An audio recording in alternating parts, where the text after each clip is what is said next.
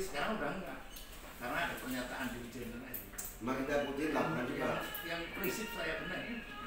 Dia bukan cuma bicaranya, kita putih laporan Pak. Nah, ini sebenarnya ada animasinya. Kebetulan di laptop ini dia nggak mau bergerak ya. Nah, jadi ini saya, ya ini udah jelas ya. Ini kronologis banjir. Jadi di bumi ini berlaku atau secara otomatis bekerja hukum Allah, yaitu hukum sebab akibat. Itu pasti Pak, semua makhluk atau bumi pun mengalami itu.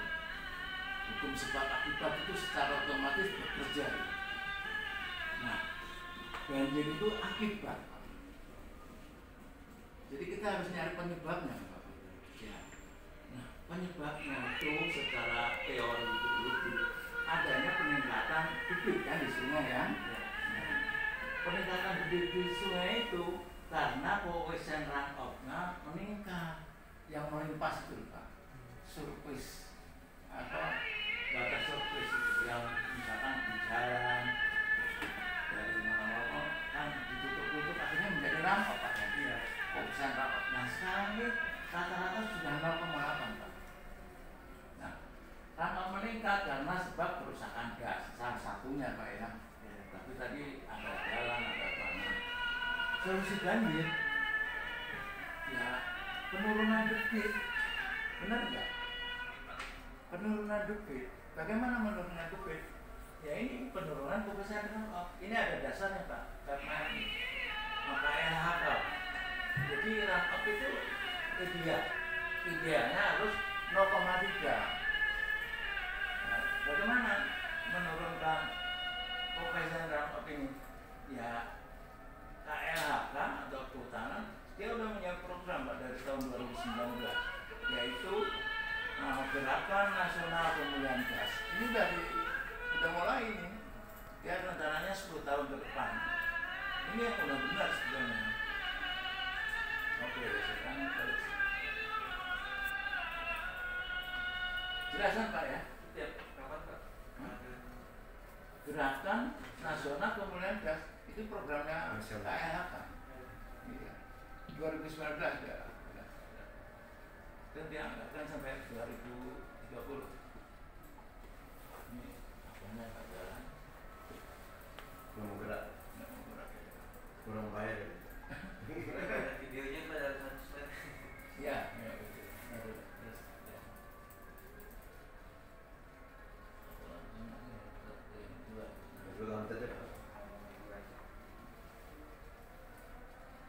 Nah, ini ya pemahaman saya sama dengan pemahaman Direktur Jenderal Sumber Daya Air. Nah nanti videonya saya kasih.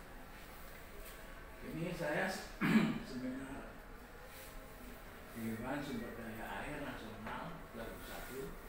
Nah ini sekarang 2024 nih Bapak Dirjen ini sekarang, waktu itu 2001 belum. Beliau menjelaskan tugas kami memberikan ruang kepada air agar air tidak mencari ruang dengan sendirinya, dan itulah yang kita namakan atau kita maksudkan adalah genangan banjir. Nah, itu Pak, air sekarang ini udah puluhan tahun bahkan ribuan tahun seperti itu, mencari jalan sendiri, mencari ruang. Karena kita kebijakannya semua masyarakat, pemerintah, air selalu dibuang untuk hujan itu. Nah seperti ini. Jadi ini salah Pak menurut Al-Quran Pak ya. Ini dalam surat Ar-Ra'd ayat 17. Jadi hujan kalau hilang itu batil. Ini bisa dicek nanti. Tapi ini surat Ar-Ra'd ayat 17 ini perumpamaan Pak. Jadi harus dipahami lagi. Jadi bunyinya itu tadi, kalau hilang, kalau turun hujan hilang itu batil. Tapi hujan yang bermanfaat bagi manusia akan tetap di bumi. Ya ini kalau hujan turun kan harus diresapkan, ini tetap di bumi. Nah ini Bapak Dirjen ini sudah menganjurkan itu, kita harus memberi ruang kepada air. Ini yang benar seperti ini. Jadi ini dataran banjir di sini. Selama ini dia mencari jalannya sendiri. Nah, sama ini prinsipnya kayak tadi, tapi harusnya kegiatannya itu seperti ini: sumur injeksi, sumur resapan, biopori, yang menahan, rorak, memanen air hujan, ekodrainase. Nah, ekodrainase itu tadi ya sumber injeksi, Pak. Jadi drainase itu nggak boleh dibuang ke sungai. Nanti Bapak Dirjen ada penjelasan. Ini saya bahas lagi rasa. Jadi secara Al-Quran, memanen hujan, meresapkan hujan, menginjeksi hujan itu udah benar, Pak. Karena begitu sedang turun hujan nggak hilang, Pak. Sekarang kan hujan hilang, Pak. Drainase ke sungai ke laut. Selama turun hujan, misalkan 6 jam turun hujan, itu run out-nya hilang terus. Nah itu buang. Jadi akhirnya musim hujan banjir, Kemana kering. Itu selama ini kita salah, Pak. Itu pun dilakukan selama ribuan tahun. Ini saya pahami setelah saya pensiun, Pak, tahun 2012. Itu ditolak sama pakar-pakar SDA itu. Tapi terakhir tahun 2024, alhamdulillah yang nolak-nolak itu udah pada diem sana. Saya udah bikin YouTube itu 970, Pak, tentang ini aja. Nah, ini kemarin, Pak, Bapak Dirjen dalam rangka forum air dunia, kan, dia menyampaikan ini, Pak, Bapak Dirjen Pok Atur Lombokir, bagaimana mengendalikan banjir di masa depan. Ini memperkenalkan prinsip zero detaki untuk mencegah banjir di masa depan. Jadi zero detaki itu, Pak, di suatu kawasan misalkan itu yang jatuh di situ hujan itu nggak boleh ke drainase, nggak boleh ke sungai, harus diresap. Ini nanti ada videonya, Pak. Ini dasarnya, kalau saya dasarnya ini pertama memberi informasi ke masyarakat atau ke pemerintah itu ya memang harus disimpan. Nah, ini kesimpangan daerah dan sungai terganggu, ditampung lewat bendung. Nah, ini saya baca DKI tahun 2023, Bapak Anies melarang pengambilan air tanah di DKI 2023. Ini saya bikin video juga, Pak. Jadi jangan dilarang, tapi beri solusi. Ada 4.000, Pak, selama 120 tahun itu sumur injeksi, sumur dalam di Jakarta. Ada air lagi. Ini saya dapat dari internet. Nah, ini kalau dilarang, ya industri juga bagaimana dia nggak jalan.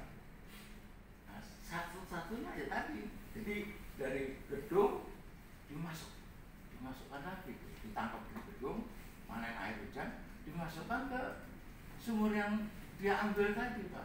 Ini namanya sumur injeksi juga. Bener gak? Nah, ini kalau bisa dikasih masukan kepada gubernur sekarang, jangan dilarang itu, dikasih solusi. Ini juga salah satu solusi banjir, Pak. Karena selama hujan dia masukkan lagi ke sumur yang dia ambil, terus nanti pas kemarau dia, pas hujan dia masukkan air hujan gitu. Ini larangan, Pak. DKI bagaimana menerapkan peraturan gubernur nomor tahun 2001. Nah, ini mau ini kalau bisa jangan gitu. Dikasih solusi gitu. Nah, itu solusinya itu, Pak, memanen air hujan, Pak. Nggak usah mempedali. Kita bisa pakai yang masuk berapa ambil berapa. Nah, jadi dia yang diambil itu sekarang pas hujan masukkan juga di lubang itu yang sama. Jadi nggak perlu, paling juga masih fasilitas paralon, Pak, ya, ditanamnya dikasih yang pas sumur tadi. Nah, cuma kalau dia masuk sama luar bisa, Pak, dia air keruh, Pak. Kalau masuk itu kalau yang diambil sama masuk dia air keruh. Susah, jadi kegonjang. Harus dari input lain. Ini di Pak, apa seperti ini, Pak. Ya, sebenarnya teorinya sudah ada. Ya. Aquifer storage and recovery. Nah, seperti ini dimasukkan, nanti pas musim kering diambil. Simpan pinjam, Pak. Ya, jadi pas yang merah itu pas musim hujan. Nah ini di Jakarta Pak nih, lokasi apartemen Pondok Klub Villa 1. Ini sumur injeksi Pak. Ini nyata ini karena ini apa? Nah ini dia, nah ini, aduh, jadi dia masukkan. Nah, seperti ini Pak, sumur injeksi itu. Pas hujan masuk, nanti kemarau diambil. Jadi malah memberi storage dia ke tadi yang lapisan akuifer tadi Pak, pasir. Nah ini hasil tesnya tadi di pondok tadi. Yang diinjek sama yang diambil pipanya sama beda Pak? Kalau sekarang yang apa? Kalau sekarang yang 4.000 titik tadi sama. Kan tadi nginjeknya pakai dari atur, ya kan? Dari atur tampung masuk ke yang sumur dia ambil tadi. Kalau perusahaan yang ada di 4.000 itu, Iya. Suruh injek pakai nambah paralon yang datar ya, ke sumur yang dia punya. Enggak, Pak Joko, kalau dia masuk ke sumur itu airnya keruh Pak, harus tambah sumur baru Pak, baru bisa pakai di sini. Ya, kalau lubang sama air keruh, dia nggak bisa pakai air, karena tergoncang. Nah, dia ini yang dia pakai ada, kita tambah satu lagi jarak 2 meter apa, kita input. Kalau dia bodinya 100 meter, ini cukup 60 atau 70 Pak. Jadi dia masih ada lapisan untuk saringannya. Jangan sama. Kalau dia ambilnya 80, ini injek 70 atau 60 cukup. Ya, lebih rendah. Ya, jangan lebih itu. Jadi dia nggak ini dia. Jadi ada saringannya. Ya, dia udah disaring saring. pasir. Ya. Nggak apa-apa. Nah, tergantung kontur tanahnya Pak. Kontur tanahnya. Enggak, dekat juga nggak apa-apa. Ya. Kalau dekat, kalau dia tanah, kalau pasir dia akan tembus, nggak ada saringan lagi. Dia air hujan langsung keambil dia. Iya. Kalau dia agak jauh, jadi air hujan masuk, udah kesaring dulu, jadi netral Pak. Jadi mineral dapat, airnya bagus. Itu Ya. kajian lapangannya. Ya. Nah, Pak Joko kajian bukunya, dituangkan sekajian. Jadi gabung Pak. Terus ya. Nah, gabung jadi Kalau gabung jadi karena apa bicarakan bisa di lapangan. Kalau tadi kan lebih dalam ya, Ya. lebih pintar tadi. Akhirnya tuh yang diambil tetap yang Ya. biasa. Nah seperti ini harusnya perusahaan tadi yang ngambil titik dari gedung dimasukkan, nanti diambil lagi dia sama. Nah ini kan beda ini kalau ini Mas. Masuk sama ini beda kan. Kalau anjuran saya tadi sama gitu. Harus begitu Pak. Ini pun juga solusi banjir gitu. Lapisan bawah itu apakah emang untuk kayak sungai atau Pasir. Jadi dia tumpukan pasir lapisan ya. Kalau bumi ini kan berlayar-layar ya. Ada clay, ada Macam-macam Mbak. gravel. Nah ini pasir itu tempatnya air. Namu air banyak. Cuma luasnya itu bisa dideteksi juga dengan peralatan sih. Kalau dalam nanti dari dia ngebor aja udah ketahuan. Waktu ngebor ketahuan lapisannya. Udah catat. Udah catat. Setiap meter sudah catat. Ini kandungannya apa? Ya. Pasir, batu, tanah liat. Nah, yang buat tanah air nggak bisa kemumun karena lapis tanah keras. Nah, Ciliwung, Sungai Ciliwung. itu bisa Di masuk. sana mendirikan bangunan silakan. Yang penting legal. Tetapi satu saja kata kuncinya, hujan yang turun di wilayah yang diizinkan tadi tidak boleh ada air yang keluar masuk selokan. Ini Dirjen 2001. Semua masukkan ke dalam tanah. Dirjen Sumber Daya Nah, Air. sedangkan yang di daerah Fasos, fasilitas umum, jalan dan lain-lain, mungkin dalam suatu komplek RT, nanti suatu komplek perumahan, harus dimulai di dalam perencanaan ataupun di dalam izin. Kalau izin suatu perumahan misalnya 10 hektar, ya sudah, izin 10 hektar tersebut kalau ada hujan, dihitung dengan intensitas hujan yang pernah terjadi